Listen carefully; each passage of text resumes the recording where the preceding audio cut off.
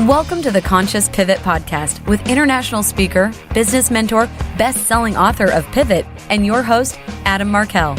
The Conscious Pivot shares the stories and wisdom of people who have successfully reinvented some area of their business and personal life. You'll gain powerful insights into how you can fully embrace new opportunities, increase your performance, and master the art and science of innovation and resilience. So please join Adam as he guides you on your conscious pivot.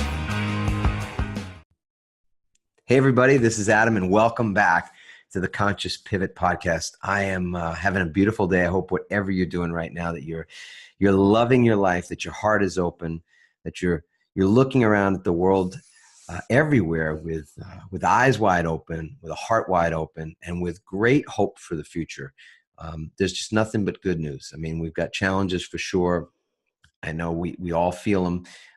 But there's just nothing but good news if you look for it. And I'm really excited today because I've got an amazing woman on our show. And, a few weeks back, we had Sandra Joseph on and got such great feedback about her story and the pivot she shared from being a kind of a struggling actress to becoming the longest running lead on Broadway as the lead in Phantom of the Opera. And I know we got great feedback and more people that wanted to hear stories from empowered women and women who are empowering other women to show up and be the greatest versions of themselves in business and their personal lives. And I got a goodie for you today.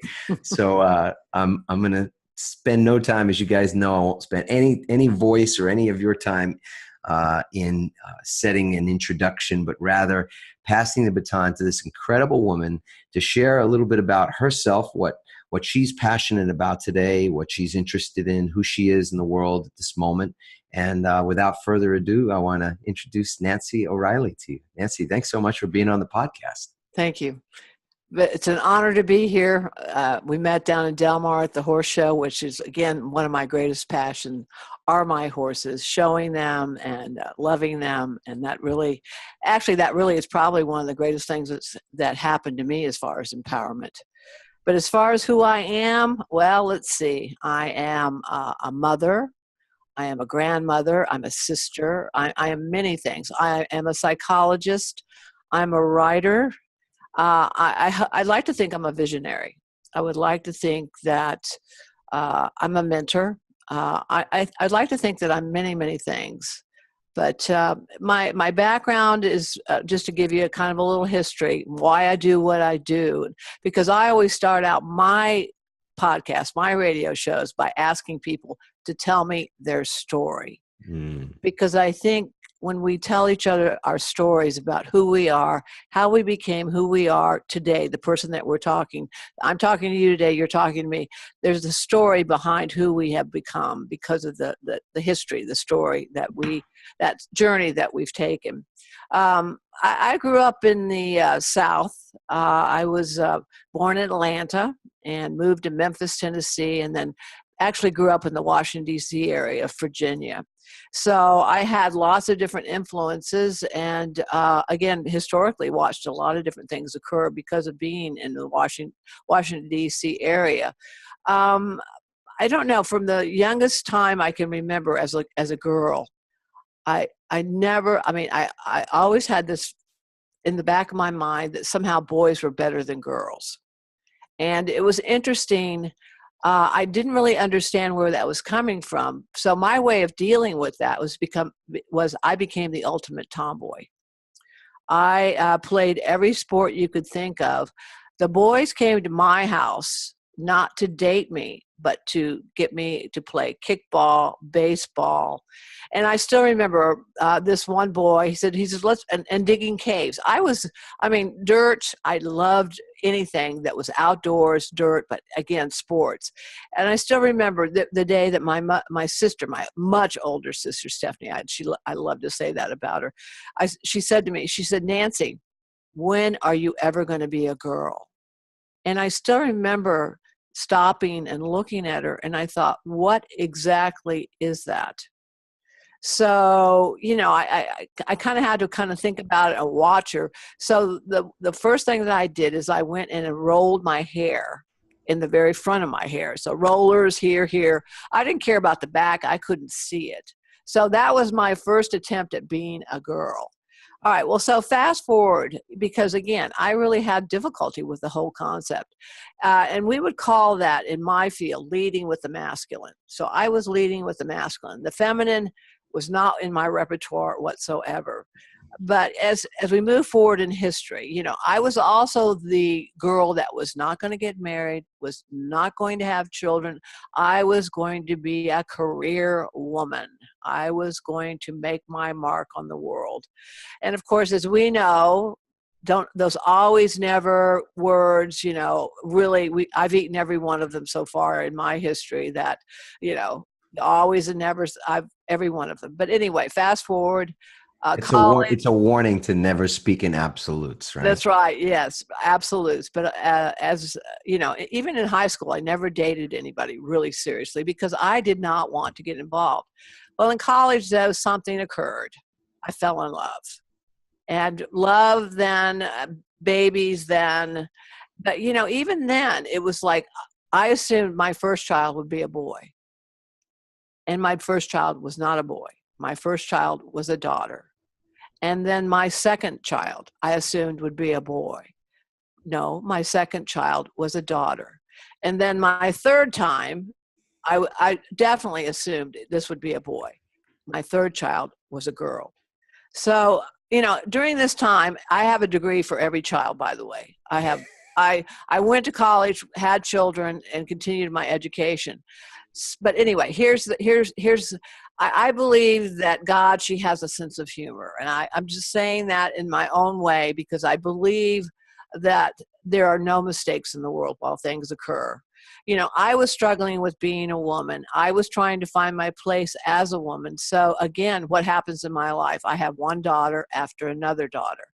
So to continue forward, my greatest then goal and my most important thing then was to create a legacy for my children. I had been going to school, I was sociology, psychology. I wanted to be a therapist. I always wanted to come be in the helping profession, to be in the service profession. My grandfather was a Methodist minister. My father was a Gideon. I came from a background of service and helping others. So that was a very strong variable always in my life. So that I wanted to create a legacy for my children, my daughters. My research was on women in professions, women in the professions themselves. But again, I went ahead and then I went for my doctorate in clinical psychology, because I wanted to show my daughters they could do anything. I wanted to create a pathway, a place that they could follow and know that no matter what, they would be fine. They could do whatever they wanted. Well, to carry the story further, and then I'll continue on. My children have had children. I have 7 granddaughters. Get out of here. I have 7 granddaughters. So this legacy is bigger and bigger and gets stronger and stronger. God definitely has a sense of humor right there. Yes. And so my youngest daughter had the first boy in the family, and his name is Tristan. He was born on Valentine's Day. So we do have our male, our little boy, Tristan. And then my granddaughter has had Julian. He is 3 also. So the boys are here, but I'm sure every one of them will wear a dress because what the heck, you know. But I guess what I'm going to say, though, is my daughters are extremely feminine. Mm. They have all the, you know, they have the male, masculine, and the feminine, and they're very, very beautiful young women. And, of course, they also are very much in the service field as well. Okay. I started doing radio about 10 years ago, kind of like what you're doing right now. Can I pause you for 1 second right there? Yeah. Awesome. Because it feels to me like the right thing to sort of point out. I'm sure, you know, our folks are catching this, but there's a, you know, for me, I love reminders. And what you said was that growing up, you thought that boys were better than girls. We have 3 daughters and a son, and our daughters sometimes said, I remember that, you know, girls rule and boys drool. And, you know, I grew up, or I didn't grow up, but our girls grew up, you know, saying things like that at times. And I think, well, they had a healthy self-image, and they were competitive a little bit. And that probably came from their mom more than me. But I'm just curious, And it's not lost on me, the irony, and you said the humor. It's both of those things, and it's also something pretty telling that when we're working on ourselves, oftentimes the universe, spirit, God, that's the word I would use, will deliver you exactly, something to help you to Yeah. work on yourself, even when we're working in service to other people, Yes. which is pretty incredible. That's why you do find oftentimes that lawyers don't have wills. It's a shoemaker whose kids walk around with holes in their shoes, that kind of stuff. Hmm. What do you think it was at the time, in your either your upbringing or in your experience, that had you believing on some level that boys had it over girls? It had to be intuitive because basically also in my family, though, I have strong female role models. My mother was a $1 million saleswoman, realtor in Washington, D.C. Both my grandmothers, basically my grandmother ran a jewelry company, jewelry store. And then my other grandmother, being a minister's wife, of course, the minister's wife works day and night alongside her husband, but typically is running many, many programs herself.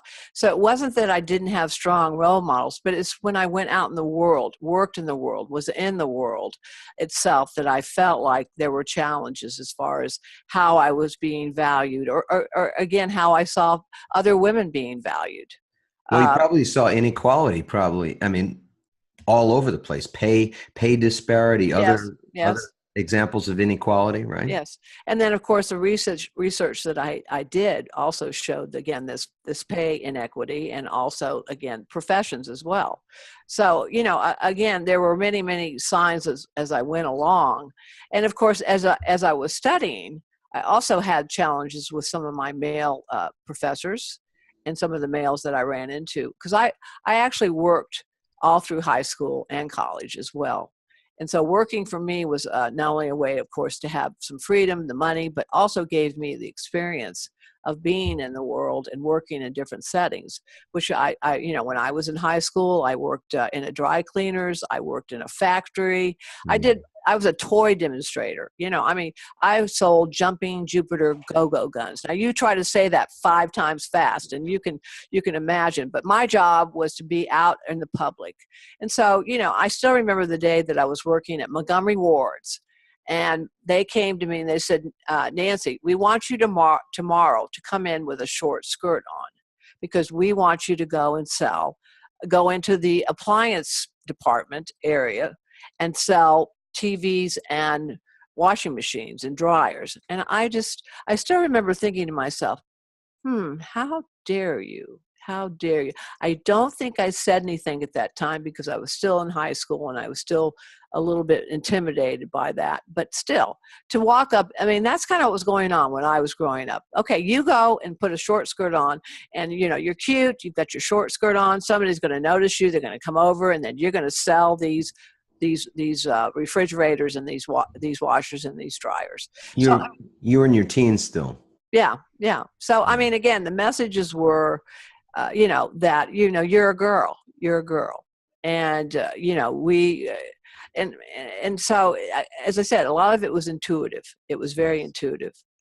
And you found yourself, I guess, adopting more of a male energy. You Yeah, were more yeah. more on the yang than the yin. Yeah. So Well, when I was working, and I worked in the hospital setting, after I received my doctorate, though, worked in a hospital setting. I was a director of an EAP.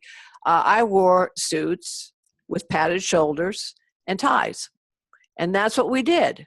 We led as males. We led as women as male, with our male characteristics.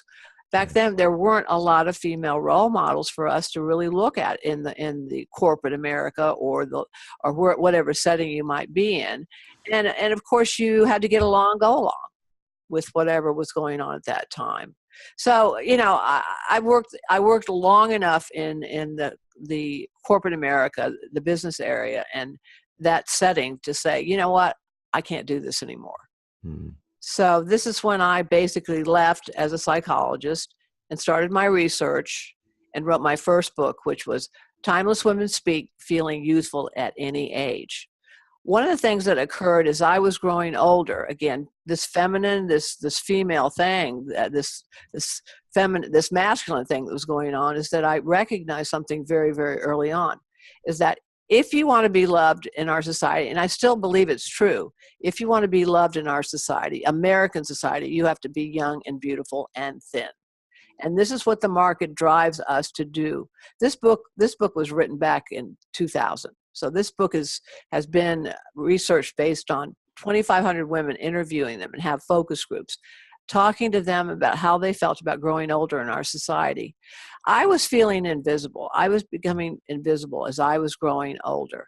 And it was interesting to find that the more I sat down and talked to 20-year-olds to 80-year-old women, how they felt about our society and how they were viewed. So I've had a really good many, many years to really observe how women view themselves and how the market views them. You know, you say you have 3 daughters.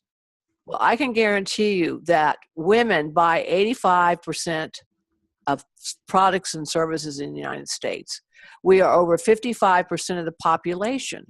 Why aren't we running the market? Why aren't we deciding what products that we buy and really running the market? But if you look at the ads, and I know we can pull some up right now, and it says, okay, they're young, they're beautiful. I mean, these are lose 10 years, use this product for 7 years and lose 10 years. Well, I've tried that. It does not work. No, you don't have an airbrush at home. That's why. No, I don't have an airbrush. Among other things. Yeah, I don't have an airbrush, and I'm not photoshopping myself. But the thing is that these are subtle things that kind of what my job, I believe, is as a psychologist, but again, the legacy that I want to leave to my daughters as well as their daughters, and the daughters are yet to be, and their sons as well, is that we have to start looking at ourselves. You know, you're talking about the spirit. You're talking about being authentic. This is where I am at now. Women's leadership, women empowerment, but what I'm really doing now is gender equality. I want everyone to be on the same page and feel connected. So I have 2 foundations, Dr. Nancy O'Reilly Family Foundation, which I have with my daughters. Again, we're very philanthropic, but then I also have Women Connect for Good. Women Connect for Good has one mission and one mission only: women supporting the efforts, the passion, the purpose, the dreams of other women. You know, I told you I started radio about 10 years ago, and I still remember to this day, these were women that were writers. They had special, let's see, are you still there? I'm still here. I just wanted to bring up the website of Women Connect for Good, because our folks can see it right there and see your beautiful face and find out how they can contribute. So very good. But Women Connect for Good really is all about women. Well, as I said, the radio show, this is where the website came from. I mean, the foundation and the book and everything else, is that these were all women that were doing amazing things in the world for other women. That was it. These were all, and I'm still doing this today. It's conversations with amazing women, but these are women that are truly helping to empower and help other women to find their dreams, to make their dreams come true, and their purpose and their passions, and help them with that. But I was talking to a woman one day, and I remember I said, Mary, we were talking, just talking. I said, Mary, how can I help you? And all of a sudden, on the other end of the phone, it became very, very quiet. And then I said, Mary, you still there? Where are you? And she said, you mean you want to help me? And I said, exactly. That's exactly what I want to do. I want to help you. Women, unfortunately, and a lot of women aren't very good about asking for help. And so something amazing occurred in my mind, that what I wanted to do was to make sure that women were not only getting the help, but also reaching other women to do the same thing. So the book, Leading Women, 20 Influential Women's Secrets to Success in Business, Life, and Leadership, was born. And your good friend, Kristen Andrus, is one of the co-authors. But these are 20 women, including myself, talking about how they are doing just that, helping other women philanthropically, helping women to really, to drive their passions and their dreams to come true. And so this has been my lifelong purpose, is to really just reach out, build this community of like-minded women, to build a community that, body, mind, and spirit, that really are truly engaging and helping one another. A sisterhood of women. I mean, it's so much. I mean, you can put 5 women in a room, and they can plan a project, they can budget the project, and have the ready to go when they walk out the door. We're amazing. And this is the whole point of all this, is that when we come together, and you know this to be true as well, when you bring people together and you connect people together and they collaborate and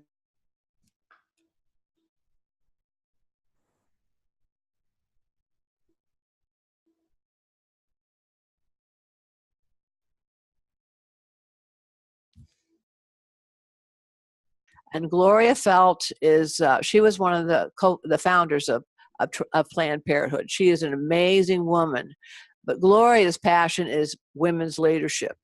We are 75th in the world when it comes to women's leadership. We aren't there. You think of Indira Gandhi, you think of all these other countries that have had the Margaret Thatchers. You think about women that in other countries historically that have been leading their countries to great success. We have not had that history. We are 75th in the world. So take the lead, and Women Connect for Good now are partnering to create equal parity as far as leadership in our country for women by the year 2025. Would love to see it happen sooner than that, but hey, you got to start somewhere. But as I said, equal gender parity. We all have to come together. We all support one another. It's going to take every one of us to connect and to really come together for these things to happen. I was going to ask, what do you see as the greatest challenge that women are facing in the world today? I mean, I know some years ago, my wife, Randy, was working, and she's led women's circles and retreats and, helping women come together as a sisterhood. And one of the things that they were working on in their circles was actually women that were kind of conducting, these were entrepreneurial women that wanted to, as it was modeled in your house by your mom and others, around you, she wanted to help them to be more their authentic self in business versus kind of being pretend men in business, which is a very Well, and then that's exactly what leading with the feminine. Let's talk about those characteristics, because that's what we're talking about. Women leading as women. This is the key. Because we have these amazing abilities that we need to start using and understanding. That's what makes us beautiful and wonderful, and how we actually do get things done with so much grace and finesse. All right, collaboration. I've already mentioned that. Collaborating. Women entrepreneurs, helping one another. There's plenty of pieces to the pie. But when women can collaborate, anything is possible. Asking for help, being vulnerable. This is something that women don't understand. Men. You've got the clubs that you can say, hey, so-and-so, let's do this together. Let's do business together. Let's whatever. Women don't seem to understand that by asking for help, you really, the greatest thing is to find someone who's better at doing something than you are. I mean, that's what I do. I surround myself with people that are better doing something than I can do. So that vulnerability, communication skills. We have amazing communication skills, but we have to use our voices. We have to be able to use our voices. Learning public speaking. Learning to go out and be at the podium, stand up at the podium, use your voice for good. The one thing that women are very, very good at is that we are problem solvers. Mm-hmm. We see the problems, we see the issues, and we're very good at solving those.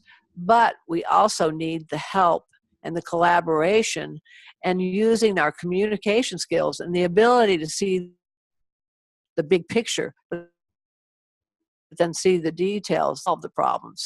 But you can't do it by yourself. You have to reach out for help. Yes. And last thing I wanted to ask you about is mentorship. Yes. Does that all kind of fall under an umbrella of mentorship? Where does that Yes. fit in? Yes. Well, the statement that I always hear and I believe is you get a mentor and be a mentor. Hmm. And it doesn't matter what the age is. What I have found with women, if you go to someone who you really would like to emulate, someone that you're kind of like your heroine, you look at them and you go, wow, I want to be like you when I grow up or whatever. I like to, is that if you go and talk with another woman and say, I would really like to learn from you. I would really like to find out how you became who you are. I mean, isn't that the special gift that you can give to someone else? It's so amazing when we can talk to someone else and say, I mean, it's not that necessarily you're not going to make similar mistakes or the same mistakes, but at least you're going to have a path and a journey, a map of some kind. So, but again, you have to reach out and you have to ask for that. Your mentor's not going to walk up to you and say, hey, I want to mentor you. I want to be your coach. I want to be your cheerleader. And that's the other thing, supporting yourself and surrounding yourself with cheerleaders. Yes. Surround yourself with people who get who you are, what you're trying to accomplish, and also support you. And that you have those. Something that's occurring more and more in our country is called the Stiletto Networks, and these are women that are in corporate America, but they're coming together not only to talk about their businesses, but they're talking about their children. Because as a past director of an EAP, I know that what goes on at work, that's what's happening at home affects what's happening at work, and what happens at work affects the home. So again, these women are coming together and really being vulnerable.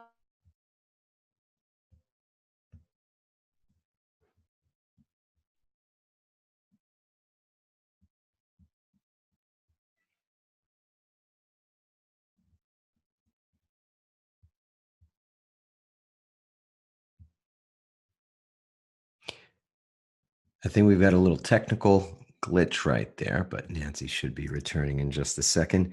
While she is getting back on the line, I'll just say this. For many of you who've read Pivot, you know that it's so important that you have mentors in your life. In fact, to me, what we call pivot people are three specific groups of folks. One, your stakeholders, who are the people that are most impacted by your pivot, by the success of your pivot. The people who are the mentors, the people who've been there and done that, so to speak, that you ask. I love what Nancy said about asking. You simply ask for someone to offer you their guidance, offer you their wisdom, offer you the opportunity to learn from their mistakes. And as Nancy also said, I think very wisely so, it doesn't mean you're not going to make mistakes. It doesn't mean that you won't make some of the same mistakes even, or new ones entirely. But there's no question that a mentor can save you years and years of trouble, can help you to understand how to debrief the situations in your life so that you know what you're actually learning from what you're experiencing. And then I also believe a third group of folks, in addition to your stakeholders and your mentors, are the people that you get together with, your peers that you mastermind with, to create incredible solutions to the challenges that show up. I also loved what Nancy said about not just women, but she mentioned it in the context of women learning how to use their voice for good. I think this is not a gender specific call to action. It's one for men and for women to use your voice for good and learn how to speak effectively in public. It's, needless to say, it's probably the most important skill, the most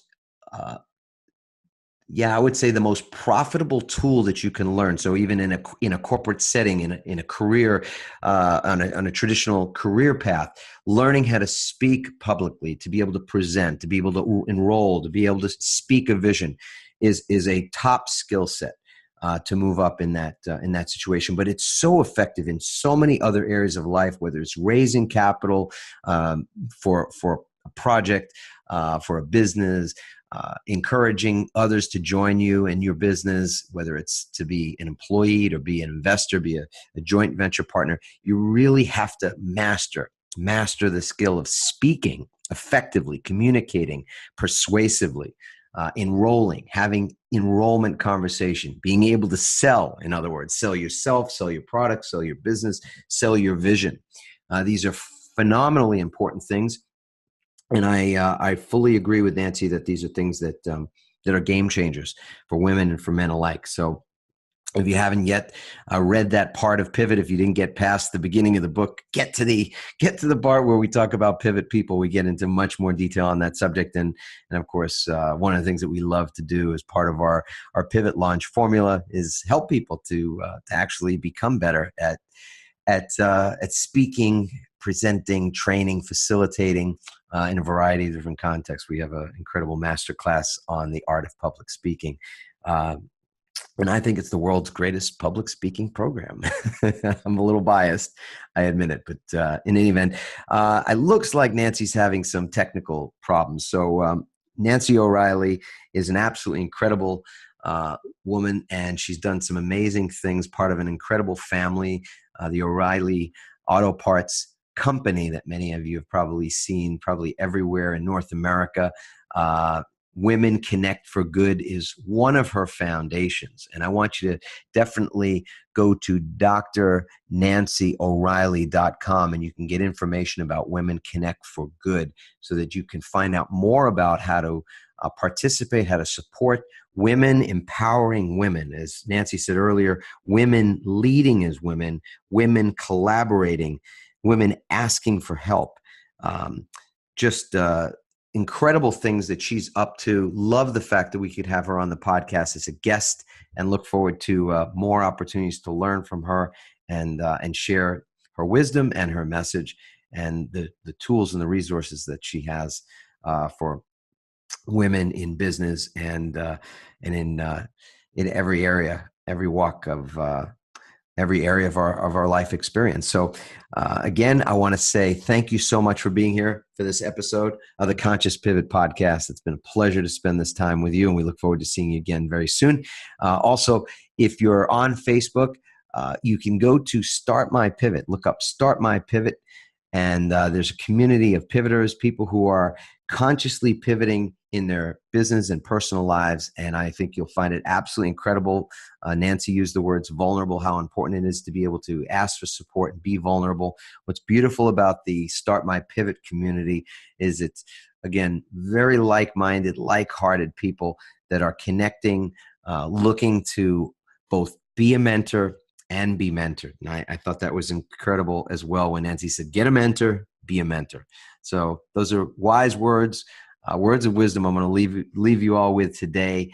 Again, hope you're making great choices in your life, that you wake up tomorrow morning. Most importantly, that you're grateful for the fact that you're taking your first conscious breath of the day, looking for inspiration, standing up, putting your arms up in the air, or putting your hand on your heart to declare, I love my life. And I hope you do, in fact, love your life.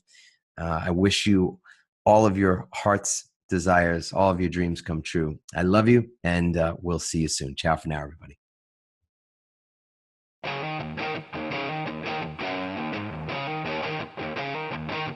Thanks for listening, everyone. We hope you now have the tools and greater insights to navigate your own pivot. Help us inspire others by sharing this episode and leaving your comments over at adammarkel.com/podcasts.